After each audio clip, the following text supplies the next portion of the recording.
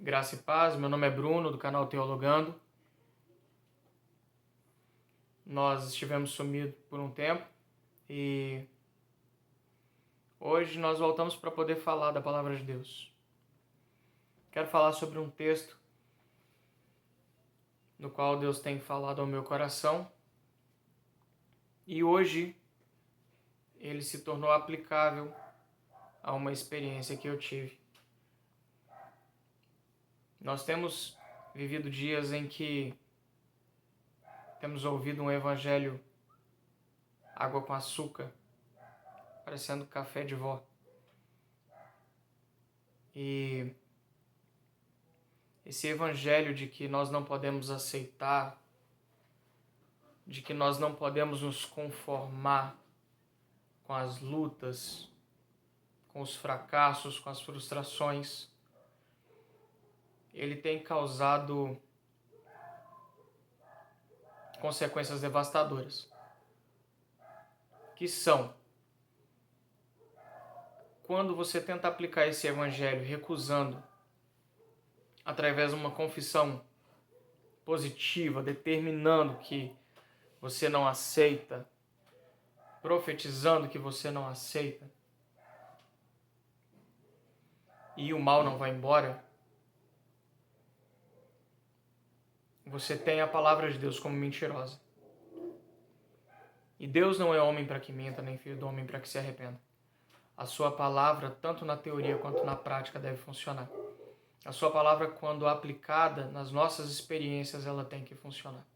Ela funciona. A palavra de Deus diz em 2 Coríntios, capítulo 12, verso 9: E disse-me, a minha graça te basta, porque o meu poder se aperfeiçoa na fraqueza. De boa vontade, pois, me gloriarei nas minhas fraquezas, para que em mim habite o poder de Cristo. Eu tenho ouvido pessoas falando que Deus vai realizar os seus sonhos. Eu tenho ouvido pessoas falando que Deus vai realizar os desejos do seu coração, usando até um texto em Salmo 37, verso 4 e 5, que desagrada-te do Senhor, seu Deus, e Ele satisfará os desejos do seu coração. Porém, as pessoas não trazem o contexto desses versos à tona. A palavra de Deus diz assim, em 2 Coríntios 12, 9, no contexto do capítulo 12, que Paulo ele havia tido algumas experiências grandiosas com Deus, havia recebido particularmente de Deus algumas revelações, e por isso Deus havia colocado um espinho na sua carne, um mensageiro do diabo, segundo ele. E era exatamente para que Paulo não cedesse ao seu orgulho, esse mensageiro do diabo.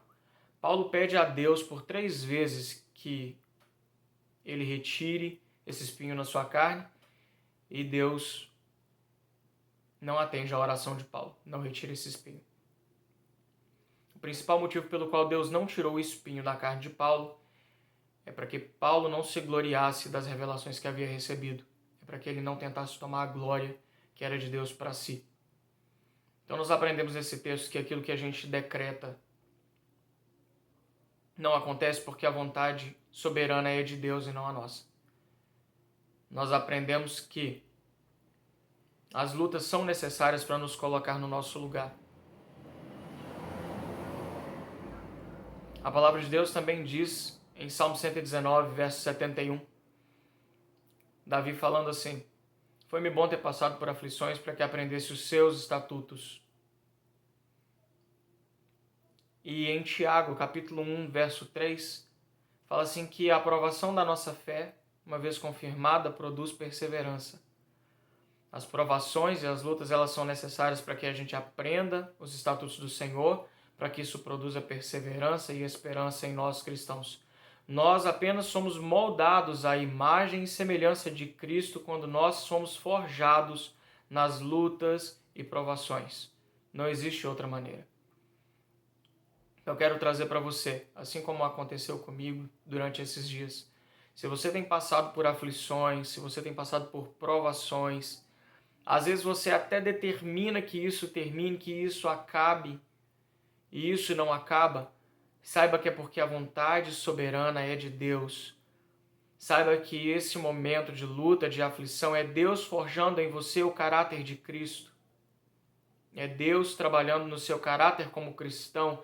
É Deus mudando e te moldando à imagem e semelhança do Filho dele. Fica com essa palavra, que você aplique isso para a sua vida, que essa palavra fale ao seu coração, assim como falou ao meu hoje. Há uns dias atrás eu vi a capa de um livro que dizia assim: o Deus que frustra sonhos. Quando Deus frustra um sonho é porque aquele sonho não está alinhado com o coração dele. Sempre que o nosso coração não está alinhado com o do Senhor, a vontade dele prevalece. A vontade dele prevalece também quando o nosso coração está alinhado com o dele.